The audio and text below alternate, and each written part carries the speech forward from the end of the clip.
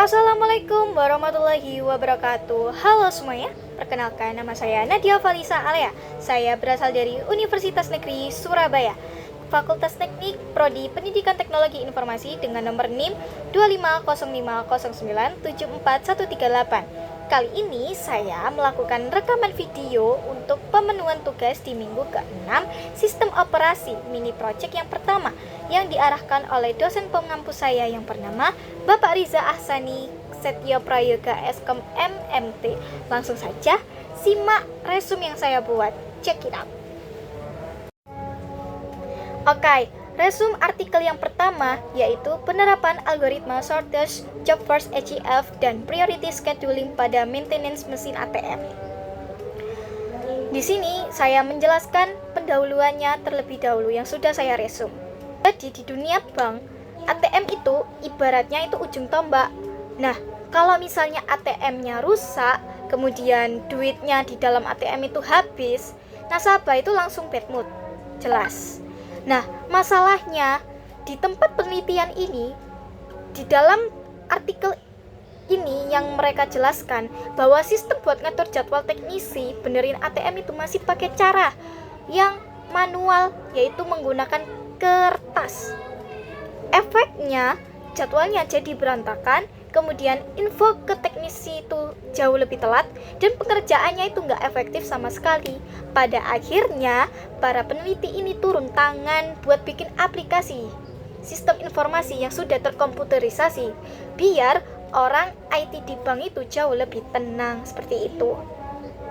Kemudian pada metode di artikel tersebut menjelaskan bahwa semisal buat bikin aplikasi ini pinter ya, peneliti itu membuat yang namanya dua logika atau algoritma dari matkul sistem operasi yang sering bagi kita itu kesusahan atau bikin pusing, seperti itu.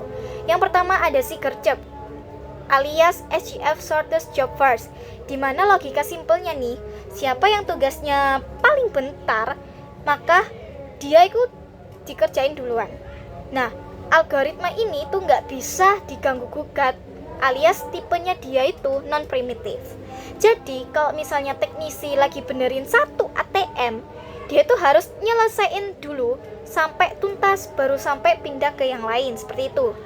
Tujuannya apa? Tujuannya biar antrian itu nggak numpuk dan waktu tunggu rata-rata itu jadi singkat, seperti itu. Kemudian yang kedua ada CVVIP, di mana CVVIP ini itu tentang priority scheduling. Kalau ini jelas beda kasta. Setiap ATM dikasih nilai prioritas. Nah, algoritma ini itu tipenya primitif. Artinya, kalau misalnya ada ATM di lokasi yang super penting terus tiba-tiba rusak, teknisi itu bisa langsung ninggalin kerjaan lamanya buat lari ke lokasi yang prioritasnya itu lebih tinggi, gitu. Kemudian, di hasil pembahasan dalam artikel tersebut menjelaskan bahwa peneliti itu nggak cuma ngomong doang. Mereka langsung tes pakai data 10 proses maintenance dan hasilnya itu lumayan. Seperti pas pakai SJF itu waktu tunggu rata-ratanya AWT itu sekitar 73,5 menit. Pas pakai priority scheduling ternyata jauh lebih parah, yaitu AWT-nya itu cuma 45 menit. Lebih ngebut, seperti itu. Selain itu, sistemnya itu juga nggak kalah keren, karena adminnya itu tinggal input data teknisi gitu, lokasi, waktu, terus tinggal klik generate buat langsung keluar jadwal otomatisnya tanpa kita itu perlu coret-coret kertas lagi, seperti itu. Dan kesimpulan pada artikel yang sudah dijelaskan, di sini saya meresum bahwa ujung-ujungnya penelitian ini tuh sangat sukses besar karena aplikasi ini tuh penjadwalan ini tuh terbukti jalannya tuh lancar jaya dan sudah digital. Jadi udah nggak megang yang namanya kertas manual lagi. Nah, divisi operation maintenance ini jadi makin gampang kerjanya karena jadwalnya jelas. Nah, jadi pemenangnya yaitu buat urusan ATM priority scheduling juaranya, seperti itu. Soalnya sistem prioritas lebih masuk akal buat nangani mesin yang emang lagi darurat, seperti itu. Dan terbukti secara hitung-hitungan itu lebih efisien. Itu artikel pertama, resume artikel yang pertama. Kemudian saya menjelaskan resume yang saya ringkas, yaitu artikel yang kedua saya yang berjudul Keamanan Kernel pada Sistem Operasi Modern. Di sini saya menjelaskan resumen saya di latar belakangnya terlebih dahulu. Nah, jadi di era semuanya serba online, keamanan itu harga mati. Nah, kernel itu ibaratnya jantung atau inti dari sistem operasi kita yang terdiri seperti Linux, Windows, macOS. Dia yang mengatur semua hardware-nya dan komunikasi ke software-nya. Nah, masalahnya karena dia yang paling berkuasa, si kernel ini otomatis jadi target utama para hacker. Kalau misalnya kernelnya jebol, datanya juga bisa hilang, infonya dicuri, atau sistem kita itu bisa langsung dit alias gangguan operasional, seperti itu. Makanya penguatan keamanan di level kernel itu sangat krusial buat ngadepin serangan cyber yang makin aneh-aneh seperti itu.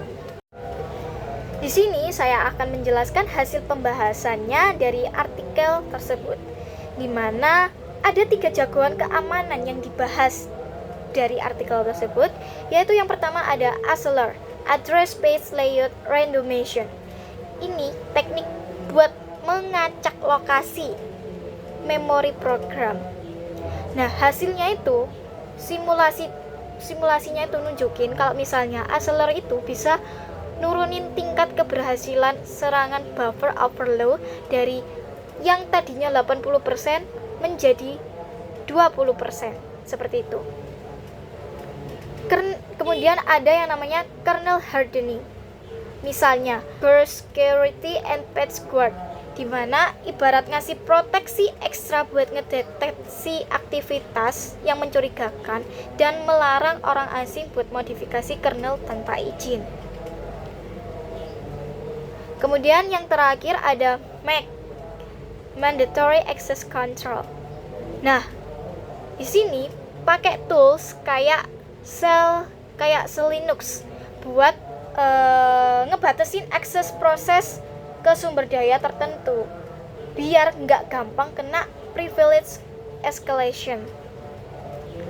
Tapi ingat, nggak ada yang sempurna. Overhead kinerja itu, fitur-fitur ini tuh bikin performa sistem itu jadi agak berat alias sedikit rada lemot gitu. Nah, konfigurasinya ribet, terutama Mac maupun Linux itu tuh bikin pusing kalau misalnya nggak dapet pelatihan teknis yang cukup oke. Dan harus rajin update biar kita itu kuat buat melawan serangan baru, seperti itu ya. Dan kesimpulan dari artikel kedua yaitu intinya teknik kayak ASLR, kernel hardening, dan MAC itu emang ampuh banget buat melindungi yang namanya sistem operasi dari serangan. Tapi ya itu tadi, kembali ke tantangannya itu ada di bagian performa yang menurun dan konfigurasi yang ribet, seperti itu ya. Harapannya ke depan para pengembang bisa itu bikin sistem keamanan itu yang makin kuat tapi enteng dan gak bikin pusing konfigurasinya. Seperti itu yang dijelaskan dari artikel yang kedua. Itu tadi 2 artikel yang sudah saya resume. Saya akhiri. Wassalamualaikum warahmatullahi wabarakatuh. Semoga bermanfaat ilmunya dan berkah selalu.